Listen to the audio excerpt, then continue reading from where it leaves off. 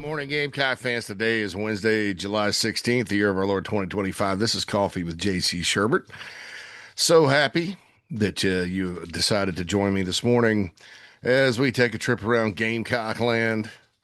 Not really around Gamecock land. It's not a smorgasbord episode, so to speak. There is a specific topic.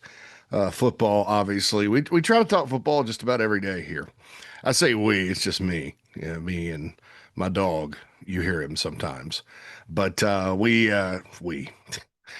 double personalities there, JC. Some would say yes. If you read me on the message board, listen to me here, and then listen to me on the show, it is like three different people, isn't it? So anyway, yeah, just good to be with you. Good to be here. Good to be doing coffee this morning. We have a busy day on Chief Sports. Around 9:15, Mike and I will crank it up with JC and Morgan, weekly episode, and it's our annual meeting with Phil Steele, the legend. It's about the only preseason magazine everybody looks forward to nowadays, and he does a great job and works right up until deadline, calling coaches, and his job got a lot harder with the transfer portal, and he'll tell you that. But he does an excellent job. Not as high on the Gamecocks this year as maybe he was last year when he was one of the only prognosticators that said, oh, this team could win 8 games. And they won 9. Yeah, I don't think he anticipated Lenore Sellers being as good as he is. But because he calls coaches and gets the inside information and applies it, even if coaches are giving him coach speak, it's still good to have that one-on-one and ask questions. And Phil's got a good football mind, very analytical about it. And he's not always right. So don't think the season's over because Phil Steele thinks the Gamecocks, a lot of what he does is based on returning production. And obviously, South Carolina does not have a lot of their producers, especially on defense. And I think that was his point. I haven't exactly read what he said about South Carolina in his magazine, but looking forward to that. The morning show will be along. Phil's going to be on at 10, and the morning show starts at 10. So you'll have to choose. But the good news is JC and Morgan will be archived and be on podcast across all platforms later. So will the morning show. John Whittle will be in from thebigspur.com to discuss all things. After that, it's Phil and myself, the Mad Dog, with the show, and we'll get into interesting topics. Club chief members obviously can interact. Maybe I wonder if we're still doing. I'll have to ask Jamie if we're still doing Wide Open Wednesday. That's when the chat box is open to all comers. So I had a great chat box episode yesterday, just interactive and just flew around and all that. So that's from noon to 2, and then at 6 to 8, Sports Talk with Phil Kornblut on the app, the iconic Sports Talk radio show. I'm sure they've been talking recruiting and previewing the season, SEC Media Days, and all that good stuff. And then tonight, the Late Night Gamecock show with Matt Anderson, the Late Night Gamecock himself, and the pride of Hampton County, Alex Jones of thebigspur.com, who also does our smorgasbord segment. So lots going on today. Gamecock recruiting. Kamari Blair is supposed to announce tonight. I've not, hate to say it, I haven't checked up on him. It looked good a couple of days ago, but we know how that goes. If they do get Blair, obviously complete coverage on thebigspur.com and right here. I've been pretty clear. I think he's, since he visited, he's got a tremendous amount of upside. He's a guy you look at and you're like, well, in 2 years, 3 years with the way he plays, and look at him. Go check out some of his pictures. He's a stud. Tennessee's also in it. Ole Miss is also in it. So we'll see how it goes with him. I know his mother loved the visit, and I know that for a long time he was kind of on commit watch before he decided to go take the other visit. So we'll see how that goes there. That'd be a nice, I would use the word slump buster, but that has a lot of negative connotations. So a nice end to the losing recruit skid. But maybe it continues. I don't know. I know Kornblut said they had lost their last 8. Noah Clark committed to Carolina somewhere in there, I think, from what somebody said. I don't go back and check a guy like Phil Kornblut's work, unless I just have different information. But so I need to probably check that. I'll check that before the show today. to see if it really is 8. Because some of the guys that if you're counting them, maybe they weren't players Carolina would have taken, but I don't know. So I'll go check it out and see. But regardless, they've lost some recruiting battles lately. And we know that. And so it'd be nice to get a guy. Landon Duckworth is Friday, and then Samorian Wingo, who, for all intents and purposes, is down to Florida and South Carolina. I think he and Miami have gone their separate ways, but Miami sometimes will come back on a kid. And they did lose. Check this out. Miami, for all the hullabaloo about going and spending $2 million on a stud offensive lineman from Missouri, top tackle in the country, uh, they let a receiver out of South Florida. And this is what gets you in trouble at Miami. Now, I'll tell you that right now. You can't, like Jeremiah Smith from Ohio State's from South Florida. When Miami was great, they had a bunch of guys. Howard Schnellenberger back in 1983 or the 80s called it the state of Miami. And you looked at the state of Florida, and they did Dade, Broward, Palm Beach, and then over toward like Naples and all that, and up into Tampa. And that little part of the country, you not only get great athletes and great players, everybody loves football there too. That's important these days. It's I'd rather have a South Florida kid than an Atlanta kid if talent and all that's equal. And that's why Miami was once great. I thought the Al Golden era was telling in recruiting because they went and took a defensive back from Massachusetts. The guy, he was a 4-star guy, but wasn't worth a nickel, I don't think, at Miami. And I'm like, I know this guy's rated high, but you could throw a rock and probably hit 4 or 5 ballers in your backyard. So my point is, Miami lost a receiver to Syracuse, highly rated guy, out of their backyard. And so, maybe they circle back on Wingo. I don't know. Florida also has another receiver they were flirting with. My guess is it's Florida. Wingo had an interesting comment. So my agent's working all that out as far as the decision goes. But he's a good player. St. Augustine, Florida, 4-star guy, one of the better receivers in the country. Would be a nice surprise. Surprise, surprise, surprise, as Gilmer Pyle used to say. And then Landon Duckworth has his announcement on Friday. That's the quarterback that obviously was committed to Carolina. Looks like I still feel pretty confident about Landon. So if that's all they get this week, it's all they get. Quarterback's very important, and the more I hear about Landon Duckworth, a lot of people that were maybe not as high on him when he committed are high on him now. So he's getting better and better, and that's what you want. He committed so early to South Carolina and then decommitted. And I'll be honest, folks, I didn't think they'd get him back, but credit Mike Shula, credit Darren Usher, Shane Beamer, the NIL program. I think, and then this is assuming they get him. I may look like an idiot, but I'd be very, very surprised if that happens. You really got to start digging in. Because the schools involved with Duckworth are not some of these schools Carolina's been running up against in recruiting. Now, I do want to talk about that briefly, and then I'm going to get into another very interesting comment from Shane Beamer at SEC Media Days during an interview with, I guess it was his electronic media interview time. He was sitting down. I think Jordan Kay from the state newspaper asked him. So I'm going to get to that in a second. But I did, there's a big thread on the Big Spur, and it got out of control because people don't. I think a lot of fans, and I understand this. God love you guys and gals. You're my people. But I think a lot of folks use the message board and social media to complain, like the complaints department. You remember the old school box that used to complaints right here? Just put your complaints right here. And they want to find somebody to blame when things don't go well. I've heard the word, it's inexcusable to use Tamarian Watkins. To lose Tamarian Watkins. And look, number one, that one's not over.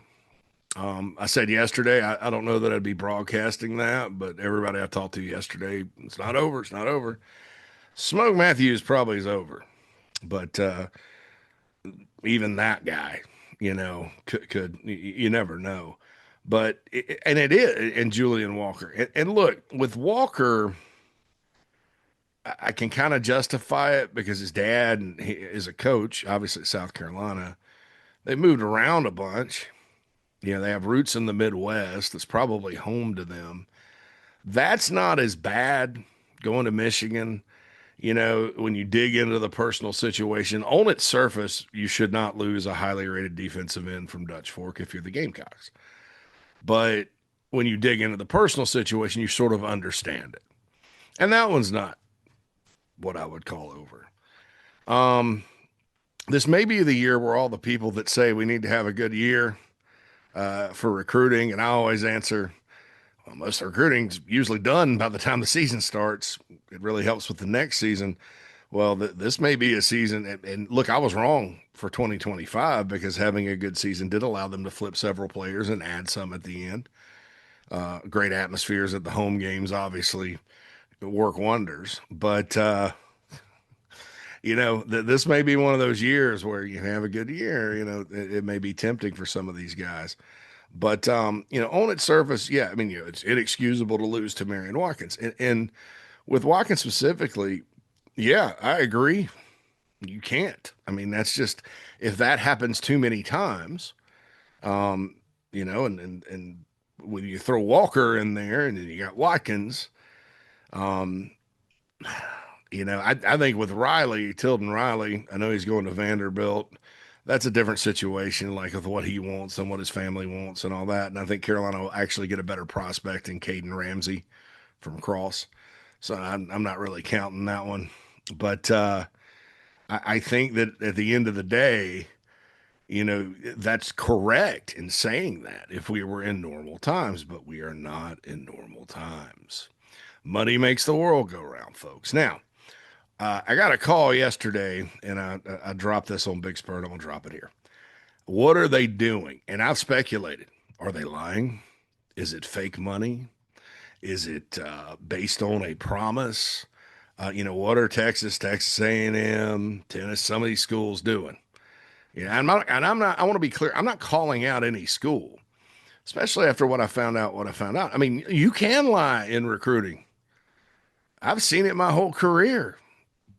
All's fair in love, war, and recruiting in college football. I mean, that's just how it is. Some of the best recruiters out there, like the guys that the recruitniks and folks get excited about hiring, are complete liars, or they stretch the truth. It's sales.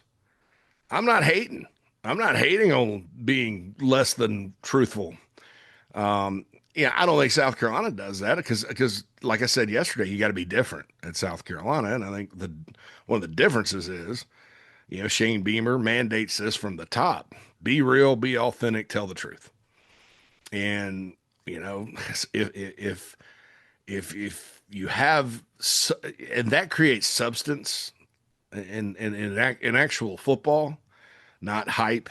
In actual football, when the games happen and you're down or adversity strikes, you're better positioned to respond, right? When there's that, especially these days, when you have a lot, it's very hard for people, young people. Well, it's not just a young people thing, but these folks all have grown up attached to their cell phones and they're connected to the world and to everything that's said.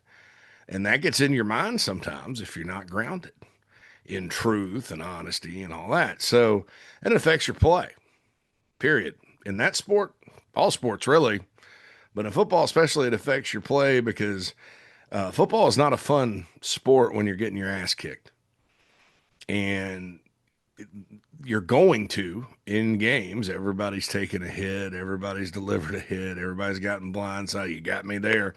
But like Nick Saban said, and like I was talking about Lenore Sellers yesterday, the idea is to flush it and move forward. Because if you don't, the butt kicking is going to continue over and over and over again. I'm on like a 3-ass limit on this podcast. I said, but anyway. So that's important, and I think at South Carolina, when you're not just going to be able to roll through with a bunch of talent, that's the way to do it. I think if you look at, I hate to say it, what Clemson did to reach the top, the first time. And obviously, when you win a national championship, your recruiting gets better and better. But they had just a lot of tough guys, many of them from the state. They had a superstar in Deshaun Watson. They had superstars on the other side of the ball. But you compared their roster to Alabama's, who they beat in the title game, and if you just went by recruiting rankings, it's not even close. So, there's precedent right up the road for that. But anyway, I think the truthful approach is smart. But I'm not hating on any school that goes out there and maybe less than honest. It's fine, whatever. When you're dealing with money and families and all that, if you can get by with it, fine. So, but I dug into this. I got a call and I confirmed it from someone outside of South Carolina that works in all this stuff. That's right in the middle of it. Okay. And so here's what they did. Here's what a lot of schools did, and that includes Texas A&M, that have been winning battles. I mean, A&M got Watkins, but speaking of Clemson, Clemson led on that big defensive tackle from Buford the whole time, and A&M swooped in and got him financially, and then he talked about D-line U, and then Daquan Bowers clapped back at him a little bit. So that's a thing. Look at what happened to Georgia yesterday. They not only lost Tyler Atkinson from Grayson, Georgia, a 5-star player to Texas. They J.J. Johnson from Florida, defensive lineman, flipped to the Longhorns. Highly rated guy. So you look around, and this is not something, like I've said several times, and I'm not glad for Georgia people or Clemson people that kids went all the way to Texas. As a person, that doesn't make me happy. But for you guys in my audience, I'm glad there's some examples outside of the South Carolina bubble that I can show you with, like, here is what's happening. So get to the point, JC. Okay, here's what they're doing. It's not a lie. It's not this. It's not that.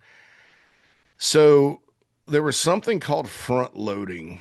South Carolina did it with a lot of across all sports. That's why during basketball portal time, there were average players that have no business. I mean, not average players. Good college players will never see the floor in the pros unless they go to not even Serbia or anywhere that cares about basketball. Iran. I mean, I didn't know Iran's not a good example. Be quiet, JC. India, Vietnam, someplace like that. Find someplace that's at peace, JC. Don't send anybody into a war zone. That's you can play pro basketball there. They have pro basketball, but it's not necessarily a big market, and maybe even at that. So that these guys aren't going to the NBA, and they're getting millions, a million. Well, it's because with the House settlement coming online, allegedly, because it looked like it may not be approved, July 1st, NIL collectives kind of knew they weren't going to be able to do things the old way. But what they did was they front loaded deals like mad. That's why you see people talk about Texas has a $30 million roster. Texas Tech put the number out there, $28 million. South Carolina's not there, but South Carolina's up there with LSU and every other SEC team not located in the state of Texas. That's why KC Concepcion, who went to A&M, got 7 figures. The guy caught 39 passes last year. Great player, but to me, he's probably like a $400,000 guy. That's probably more than he's making at state. But and Carolina wasn't going to bite on that. I mean, you got 6 stud freshmen coming in. And then you got guys coming back, Nick Harbor and those guys. And is KC Concepcion going to make that big of a difference? Because if you pay somebody like that, they better win game. It better be worth a couple of wins. Like I mentioned, Marcus Lattimore being very valuable yesterday, because guess how many wins he was worth? He's worth a title, a division title. So yeah, I'd pay Marcus Lattimore. There's exceptions to all the rules in college football. So they front loaded these schools did was, because the rev share goes according to the academic calendar, right? And this is the best way I can understand it. So they front loaded just about everything. everything, um, and clear cap space. It's like the NFL. So it's like prepaying. They paid their credit cards off, and now they have the money on the credit card to go spend. So for a limited time only, because we're not going to have front loading again. Now, maybe there's some other loophole out there, and we're sitting here at this time next year, which my contact told me there's going to be a reckoning at this time next year, because it's good. The pool theoretically is going to squeeze, and I was told straight up, people are talking about NIL, like traditional NIL. Nobody's doing that. It's almost impossible to get to the numbers we're talking about now. Is it important? Is it going to be worth several $1,000,000 for your rosters across the board? Yes. Yes. I mean, I see some people out there that, oh, well, and it's all rev share now. You're still not going to be dealing with a hard cap on this. But it's like when people worry about the bagman days, okay? The bagman days, you're talking about five figures, tops for studs, 10 grand, 20 grand cash, maybe a car. But look, I'll be honest, man. I covered Clemson, and I've covered Clemson and South Carolina both in my early days in Georgia and Georgia Tech and everybody else as a newspaper reporter in the early 2000s. All those kids, all those players drove nice cars. And then I got into recruiting and I kind of looked back and saw where some were from. And I'm like, well, there's probably, there were ways around the car thing. You look back at SMU in those days, yeah, that car was a red flag. But man, the car thing's been done. But that's kind of how you did it. You sweeten the pot. Certainly some schools were egregious with some things, but we're never talking about $1 million. I mean, the Cam Newton rumor, and I'll call it a rumor because nobody ever proved it. Nothing was ever done about it. But that talk was 180,000. I mean, 180,000 is less than incoming freshmen. So, and it was never like the big booster that sits there with his name on the gate and stuff like that. And the reason is this: these guys, if they're business people, they probably set up their income, run a lot through their business. They're not going to sit there and, I mean, I got a discussion with somebody yesterday, and no offense to this person on the message board, but he was talking about, in theory, some business could cut, for an $800,000 deal, which is what Texas has thrown around. A business could cut however many checks for $599, and because you gotta report everything over 600. And I'm like, that's 1,335. I mean, what business is going to do that? I operate two businesses and used to operate three. I would never do that as much as I love any team. There's a reason they're successful business people. They're not going to jeopardize it. You're talking about tax issues. You're talking about bookkeeping issues. If you have any investors at all and it's not a sole proprietorship, you're accountable to a board or to your partners who may not share in your passion. You got to 1099 them regardless. Once you go over 600 period, I mean, $800,000 worth of $599 checks. And that's not even. How in the hell? I mean, I don't know. Maybe you could set it up on Zelle. That's just so far out there. I just completely dismissed it, and I got called ignorant for it. But college football is important, folks. But there has never been a situation where people. I mean, outside of a few wild cards, like, gosh, I guess the Nevin Shapiro guy at Miami, but he wasn't spending millions of dollars. There's the Ruiz guy at Miami, and he's under investigation. You sound a big old spotlight on you when you do that. And the bagmen were never the big boosters. It was never that way. It was the guy that had disposable income, that it wasn't going to hurt him, that kind of flies under the radar. There was an article in SB Nation about the bag man, and it's accurate. It was accurate at the time. I mean, every detail, I don't know if some details were embellished or not, but that's kind of how it works. It's all in cash. How do you get the cash? I mean, so the same concept of, well, big schools are going to find a way around it, doing crazy stuff with businesses. It's the same thing as people think that the bagmen are coming back and we're going to see, you know, 1 million in cash changing hands. That's a big red flag. It's like if you're tracking big movements of cash, I don't even know how you do that. You can't trace it, but let's just say you could, and it's a red flag legally, and you're sitting there at the FBI or Secret Service or whoever tracks all that stuff. I would guess the FBI, IRS, and you see this cash moving. Somebody makes a withdrawal for $1 million, and the bank reports that, by the way. And you're sitting there like, oh, drug dealer, drug dealer, drug dealer, cartel, drug dealer, fraudster, college football fan, booster. I mean, people aren't going to, that's a tremendous liability. Cody Campbell at Texas Tech is funding the whole operation out there, right? But he's doing it based on, and Texas Tech did the same thing, as far as that's how they could sign a offensive tackle to a $5.1 million contract. They paid their bills in advance, right? Because they could. And look, is it smart as far as a here and now thing? Yes.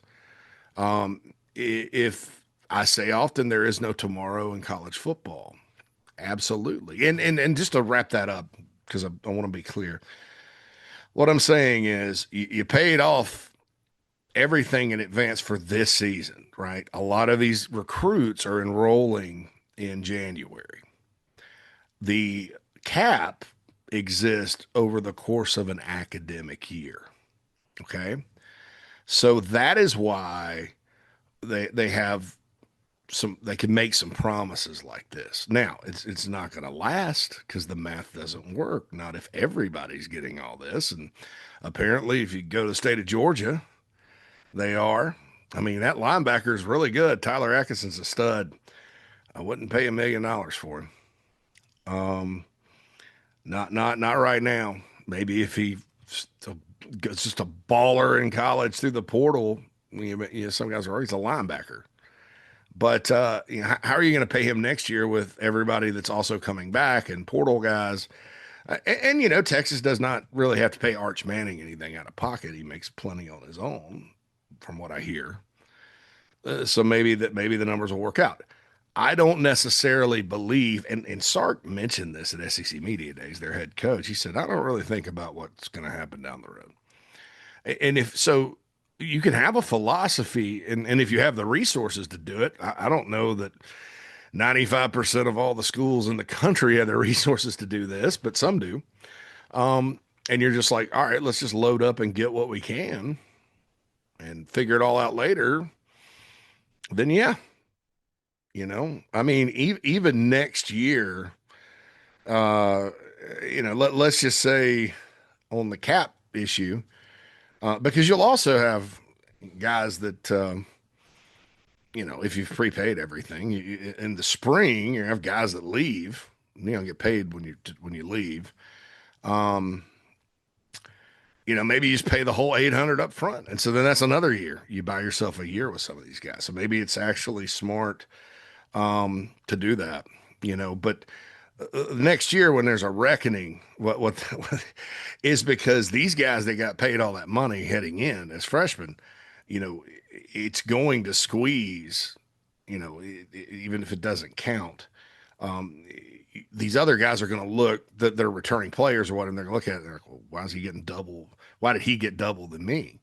Because at that point, you got to fit everything into the box, so to speak. Although there may be some prepaid guys that were here in the spring, they get a lot of money for 1 year. So that's how they did it. That's how this is happening.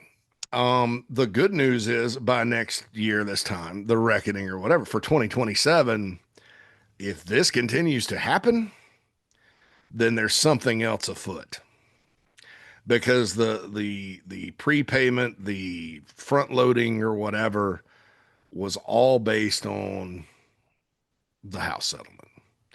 And I did not mean to talk that long about this.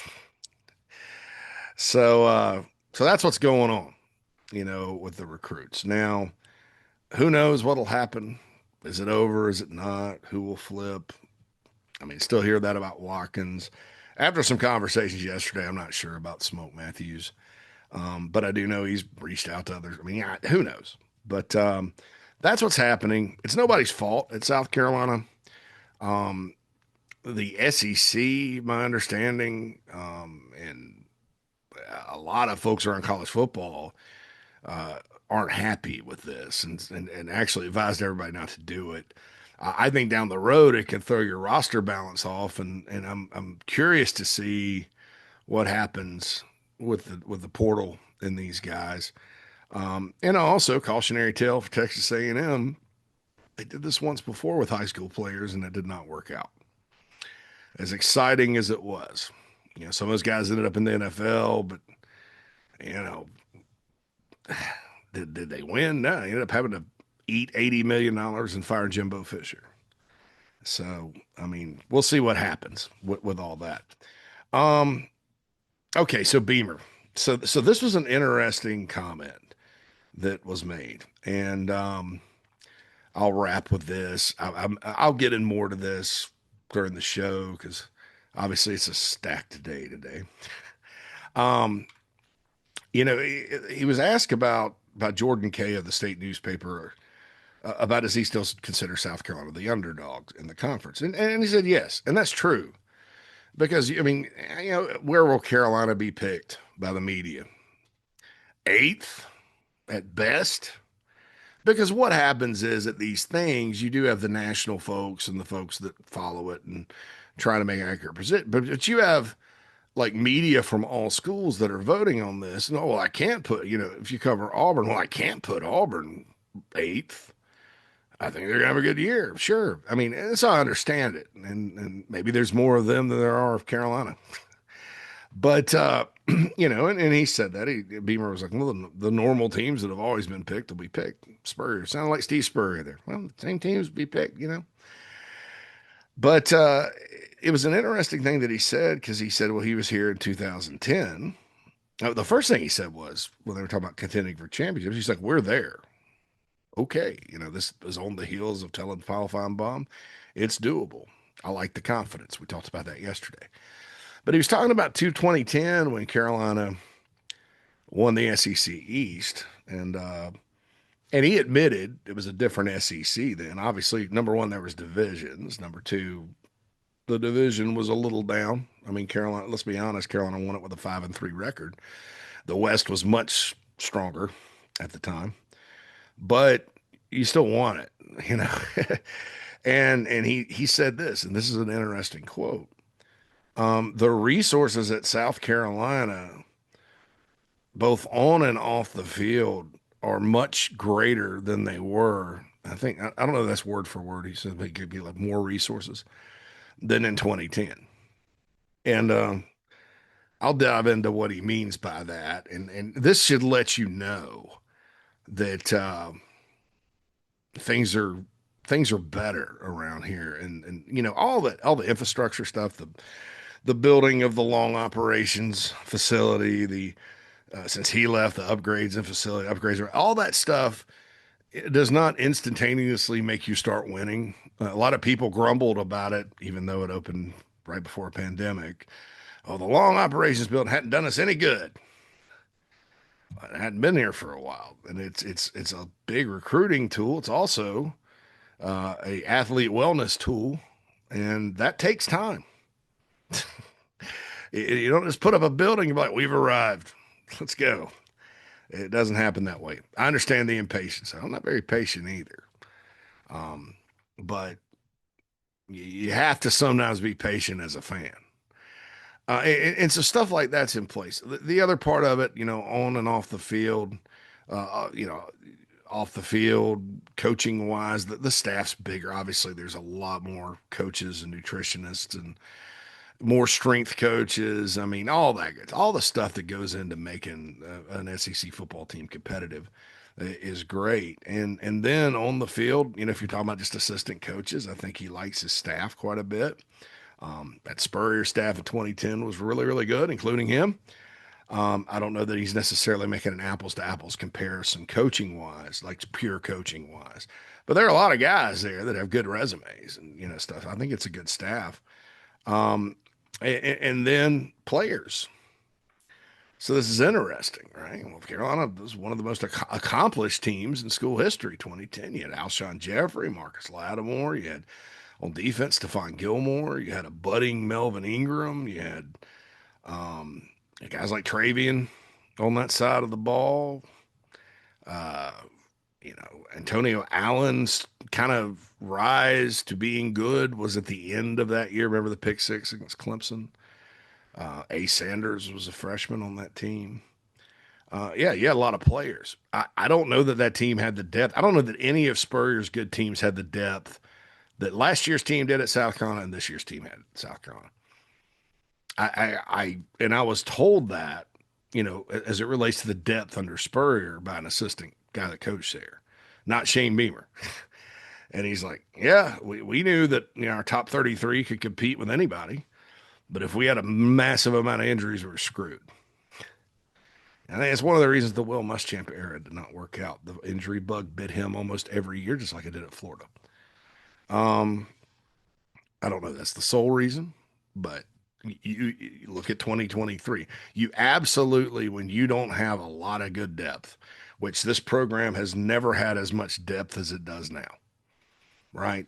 I could probably go back to like in the era 85 scholarship, all that good stuff. Maybe some of those Joe Morrison teams had a lot of good players, backups to backups and stuff like that, but they had huge rosters back then. So in this era, I've never seen South Carolina have this much depth. And you may go through you go through the starters, and back then you had a lot of proven stud players that went on the NFL and were great, right? Well, yeah, I'm not talking about that. I'm not talking about proven difference makers. That's a different category. I'm just talking about depth, where if a guy goes down, your season is not ruined, right? Maybe quarterback is the exception, but that's not really about depth. It's about special player, right? Anywhere else, there's good players backing up good players. And that's a tribute to recruiting and making good decisions and keeping guys in the program and all that, because it's not always that way. I mean, a lot of schools, a lot of big name schools this year, if they have injuries, they're going to have to rely on true freshmen. Outside of wide receiver, where the true freshmen are going to play a lot anyway, I don't really see a spot, maybe defense at linebacker, because that behind those top three or four, it does get young quickly. I don't know. Like somebody goes down, I don't really see a freshman coming in and replacing them. Now, there may be a situation where, the freshmen are just better than the older guys, and that does happen, and you want that to happen because that means you're recruiting well. But they would have to be better. Well, these guys are better. And that's different than it has been. And so, yeah, there's more resources on the field, and I think that the takeaway there is a lot of people have put in a lot of work through a lot of crappy seasons and crappy things and crappy situations since the 2015 season when Spurrier, you know, retired middle of the year.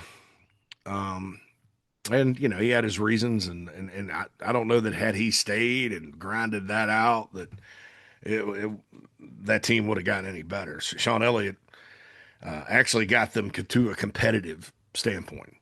I know they lost to the Citadel. I wish they hadn't lost the Citadel.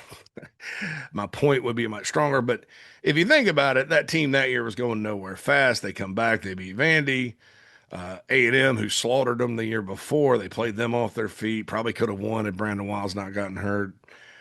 Went to Tennessee, a fumble I mean, came back from 17 nothing down. The season's over at that point. You got an interim coach. You're down 17 nothing at Tennessee, and they had the guts and heart. That was a good Tennessee team too. To come back and Jarrell Adams going, fumble the ball. That's life. It happens. Florida was a competitive game after a while. Clemson was competitive that year. They played for the national championship. So since that point, though, you've had the interim, you've had Muschamp, where Tom Herman, turns it down. Kirby Smart's taking it. Then he goes to Georgia. You ended up with Muschamp. I thought Will did a good job getting the roster back in good shape. 18. I mean, all that transition. Beamer was hired and obviously had a lot more like personal support around Carolina than Muschamp did. Muschamp's kind of an outsider. Beamer's kind of a Carolina guy. He'll tell you. But still, there were some people that thought, were used to the Lou Holt, Steve Spurrier thing and thought that, weren't happy with Ray Tanner or whatever, and thought this was a bad hire. It was much less than people with Muschamp. And then, Carolina, frankly, got the doors blown off of them a lot that first year. And then they rallied. And then, and then things kind of got better. I think a big part of it was in 18, 19, and 20, the Clemson Tigers were top two in the country. And people, that matters, right? When your rival's doing well and you're not. Doing historically well, and you're not, and you once were. So I get it. So this whole time they've been building these resources and putting things into place. They've had to navigate a lot of negativity and a lot of crap. And I'm not fans being negative. That's going to happen when you're not winning, right? Period. And that's everywhere. And some places are worse than others. South Carolina's a little on the more realistic and mild side, but you still get upset, right? And worried and concerned when things in the offseason don't go well. If Rasul Faison is not cleared by the NCAA, and for some reason he can't play this year, or some reason he says, screw it, I'm going to the NFL because I'm tired of dealing with this, which is an option, then look, if that happens, there's going to be a certain segment of Gamecock fans that think the season is absolutely over. They're going to go 6-6 and all that. I love Rasul Faison. I don't know that the drop off. Maybe I'm alone. I don't know that. I mean, he's the number one back if he's eligible. I don't know that there's the drop off there that people believe.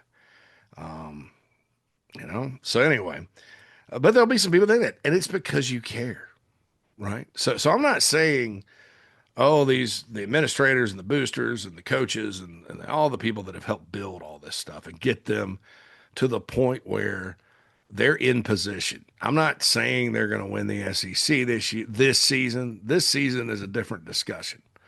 I'm saying that the program, remember, team, program, job, different things, right? Completely different things. Tennessee did have a massive amount of losing or different.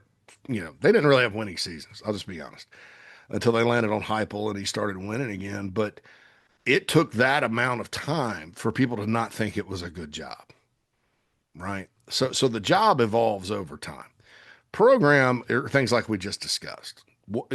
Are the resources primarily in place? Can you attract good players? Do you get the support you need? And all the boxes are all checked, yes. And sometimes it's hard when things don't go your way in recruiting or you lose a game to believe that, but it's true, and he's right.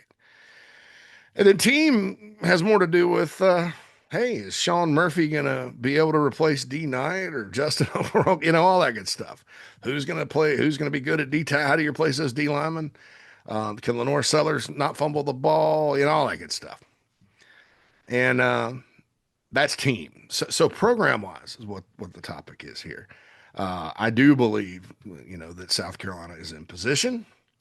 And Gamecock fans, I think you can be happy about that because I'll tell you this, hire whatever coach you want, including two Hall of Famers. When those two guys came in, it absolutely was not, not at all. At the point Spurrier came in, I was traveling to different campuses, and man, as a Gamecock, I was like appalled at what you saw at South Carolina. It just did not. I mean, even like Ole Miss. The one time I met Ed Orgeron, went over to Ole Miss to kind of visit the campus, shake hands and all that. I was at Rivals. This was like '06 off season, '05 off season, something like that. And he gave me a shirt. I still have it, and an Ole Miss ball cap. I don't wear caps; my head's too big, but I got it up on my wall. And they had this big, nice indoor and operations thing they had built, which would be very outdated now. And I was like, my God, LSU, the one they had was Carolina didn't even have anything like that.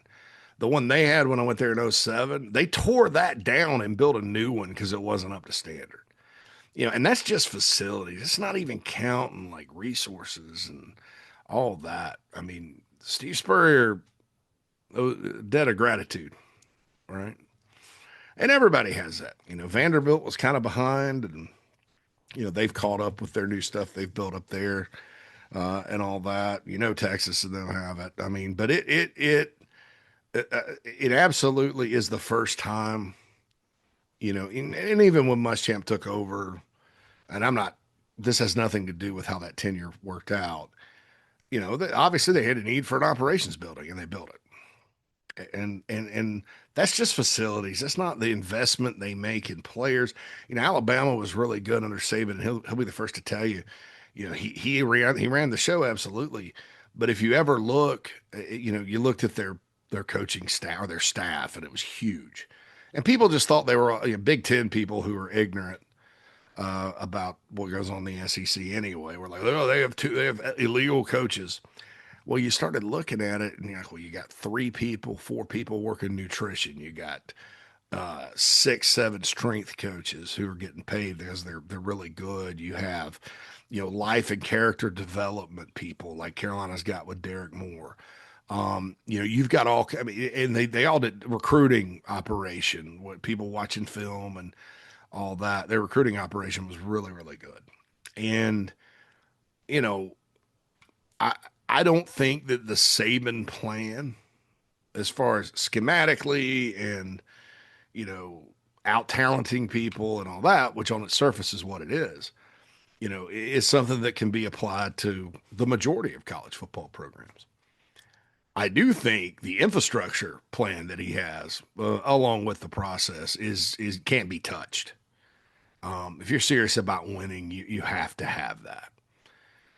And that's something the people that want to talk about cold hard cash all the time will never understand how much money all that costs. Like if you were a private citizen and you went and got a nutrition. I mean, think about this: if I wanted to get in shape like a football player, which maybe I will, but I probably don't have the cash to do it.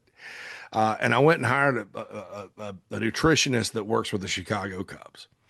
If I went and hired not only a college strength coach that was inspirational every day, like Luke Day, and then Chip Norton, who's been in the NFL for a long time, and then Jimmy Walker, who was a college strength coach, and all those folks, and went and paid them on a rotating basis, and then I paid Derek Moore to give me counseling once a week because I need motivation in my journey, and then I had to join a gym that has as nice of facilities as Carolina does. That's probably a couple hundred a month.